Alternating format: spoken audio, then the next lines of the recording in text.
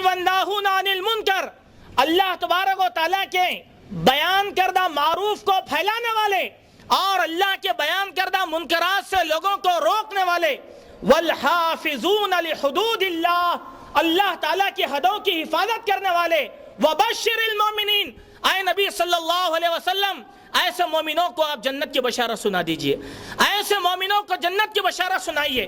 اس میں کئی مراتب ایک ایمان والے کے ذکر کیے گئے ہیں، ان میں سب سے اہم مقام یہ ذکر کیا گیا کہ والحافظون لحدود اللہ، اللہ تبارک و تعالیٰ کے حدود کی پاسداری کرنے والے۔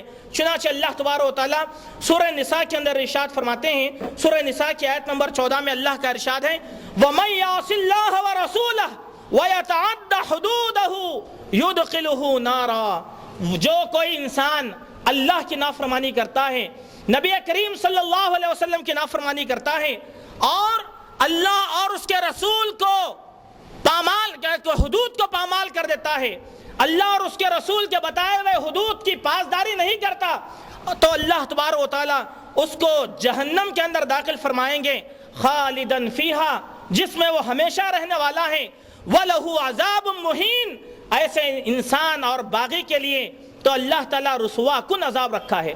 دونوں آیتیں دیکھیں، پہلی آیت میں بشارت سنائی گئی حدود الہی کی پاسداری کرنے والوں کو، اور دوسرے آیتوں میں حدود کے خلاف بغاوت کرنے والوں کے لیے اللہ تبارک و تعالیٰ جہنم کی بشارت ان لوگوں کے لیے سنایا ہے، جہنم کی بشارت ان کے لیے سنایا ہے۔ آئے میرے مومن بھائیوں، بغاوت کے جو معنی ہم نے آپ کے سامنے کیے ہیں وہ حدود کے خلاف تجاوز کرنا، جیسے اللہ نے کہا سود مت کھاؤ، سود کا کھا لینا، اللہ نے کہا زنا مت کرو، زنا کر لینا، اللہ نے کہا چوری مت کرو، چوری کا اختیار کر لینا۔ یہ بہت بڑی طویل بحث ہے، مگر اس بحث کو میں اختصار کے ساتھ آپ کے سامنے بیان کر رہا ہوں۔ آپ حدیث کی کتابوں کو اٹھائیے، تمام احادیث کی کتابوں میں آپ کو ایک باب، ایک کتاب ملے گی جس کا نام ہے کتاب الحدود۔ کتاب الحدود یہ تعزیرات کا باب ہے اسلام کے اندر، یعنی کون کون سے کام ہمیں نہیں کرنا چاہیں اور کریں تو ہمیں کیا ہونے والا ہے، ہمیں کیا کیا عذاب اللہ تعالیٰ دینے والے ہیں، اور دنیا میں اللہ کے نبی صلی اللہ علیہ وسلم نے بعض حدود کو جو نافذ کیا ہے اس کا تذکرہ ہمیں حدیث کی کتابوں کے اندر مل جائے گا۔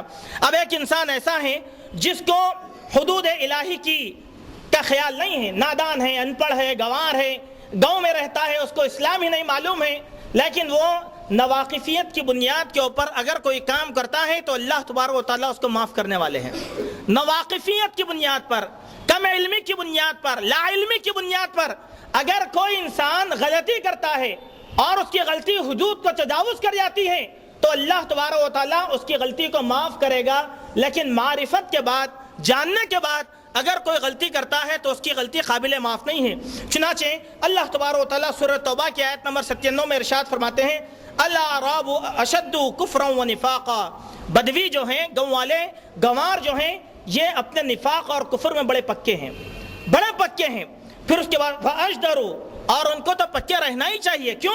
اللہ یعلم حدود ما انزل اللہ، اس لیے کہ ان کو یہی نہیں معلوم کہ اللہ نے کیا حدود بیان فرمائے ہیں، اللہ نے کیا حدود بیان فرمائے ان کو معلوم ہی نہیں ہے۔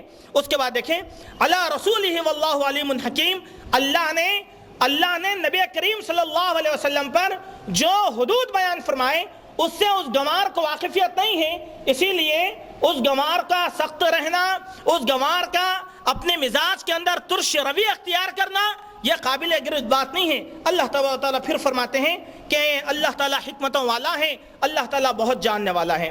یہ تینوں آیتوں کو اب ہم رکھ کر دیکھیں کہ ہماری زندگی میں ہم اللہ کے حدود کی کتنی پاسداری کرتے ہیں، ہماری زندگیوں میں ہم اللہ کے نبی صلی اللہ علیہ وسلم کی کتنی اطاعت کرتے ہیں، یا ہماری زندگیاں اللہ اور اس کے رسول کے حدود سے باغی بن جاتی ہیں، باغی بن جاتی ہیں۔ میرے مومن بھائیوں، اگر ہم اس بات کا جائزہ لے کر دیکھیں تو ہمارا دل اس بات کا قائل ہو جائے گا ہماری زندگیاں بغاوت سے بھری ہوئی ہیں، ہماری زندگیاں بغاوت سے بھری ہوئی ہیں، قدم قدم پر ہم قرآن اور سنت کے خلاف کام کیا کرتے ہیں، قدم قدم پر ہماری زندگی جو ہے اللہ اور اس کے رسول کے حدود سے ٹکرا جاتی ہے۔ میرے مومن بھائیوں، حدود سے ٹکرانے پر انسان کے معاف نہیں کرے گا۔ یہ خدا کا قانون جو وحدہ لا شریک ہے اللہ تبارک و تعالیٰ، جو مالک الملک ہے اللہ تبارک و تعالیٰ، وہ اپنی سلطنت کے اندر بغاوت کو کیسے پسند کر سکتا ہے؟ اپنی سلطنت میں بغاوت کو کیسے پسند کر سکتا ہے؟ شرک سے لے کر قسم کی خرافات آج ہماری تہذیب کے اندر پائی جاتی ہیں. بدعات کو آج ہم نے ایک نئی تہذیب کا روپ دے دیا ہے.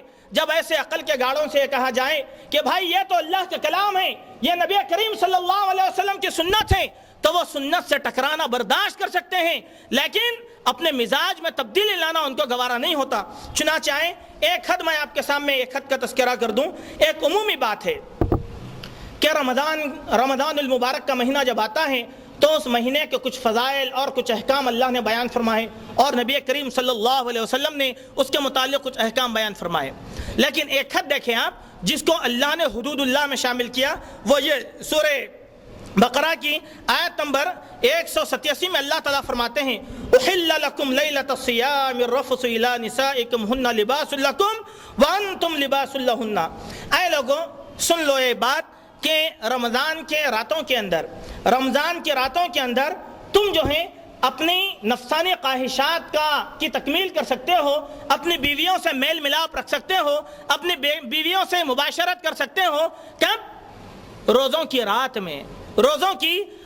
میں. پھر اس کے بعد اللہ نے بیان کیوں؟ اس لیے کہ تم ان کے لباس ہو اور وہ تمہارا لباس ہیں.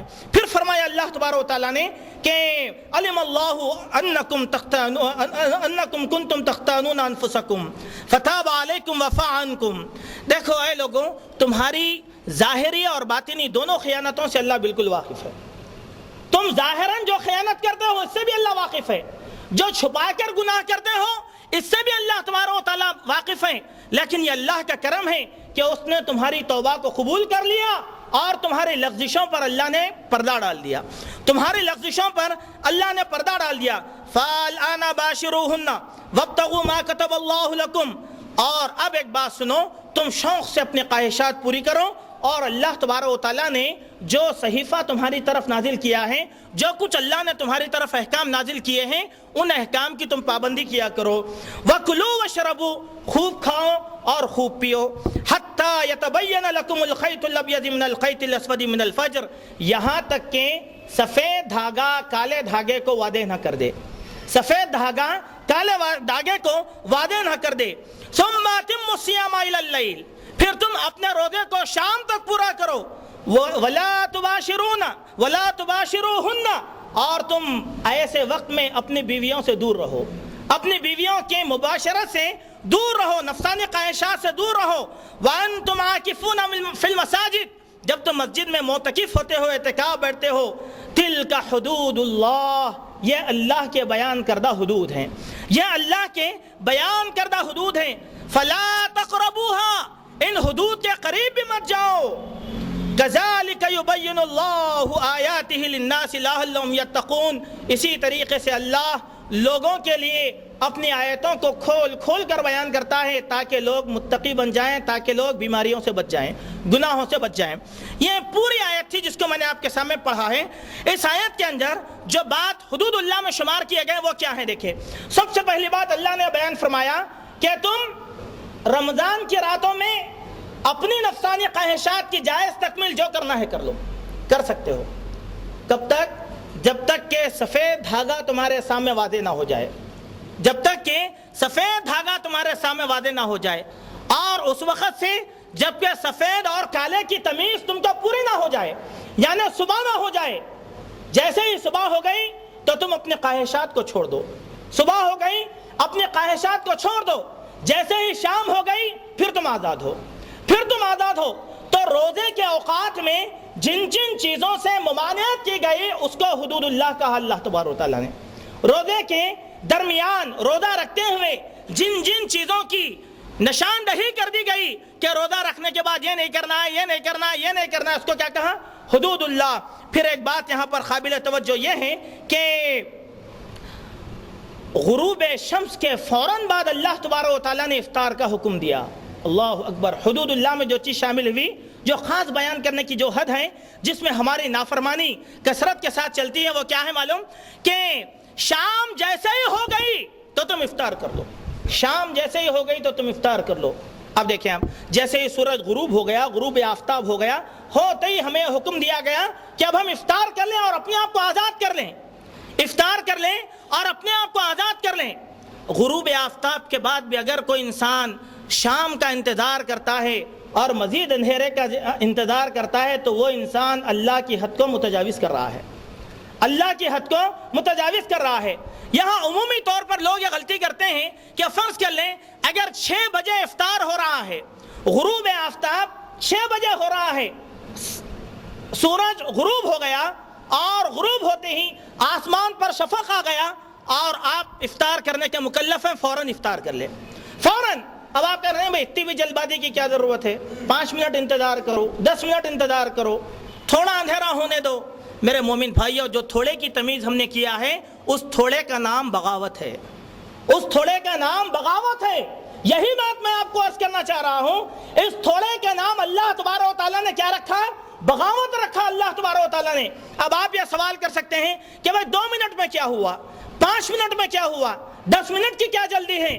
میرے مومن بھائیو، یہ جلدی نہیں ہے، یہ اللہ تبارک و تعالیٰ کے خلاف ایک آواز ہے، یہ ایک آواز ہے جو حدود اللہ کی پامالی ہے۔ اس کے متعلق حدیث میں اللہ کے نبی کریم صلی اللہ علیہ وسلم ارشاد فرماتے ہیں، ابو داؤد کی حدیث ہے، حضرت عاصم بن عمر رضی اللہ عنہ اپنے والد سے اس حدیث کو بیان کرتے ہیں کہ اللہ کے نبی نے فرمایا، اذا جاء اللیل من ہا ہنا، اذا جاء اللیل من ہا ہنا وذهب النہار من ہا ہنا وغابت الشمس فقد افطر الصائم۔